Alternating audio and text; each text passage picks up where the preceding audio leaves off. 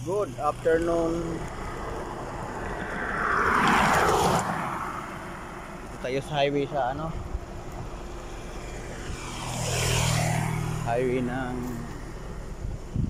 Escalante at saka Tubuso.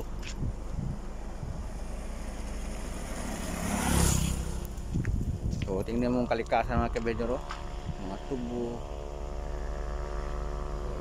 Yan ang kalikasan. So napaka kabihedor, napaka green.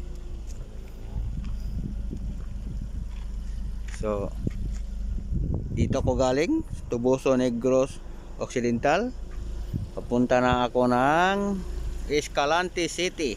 Diyan, napakalayo pa, Mario Josep. Kaya ako nagpainit muna dito, pawala sa antok, video muna.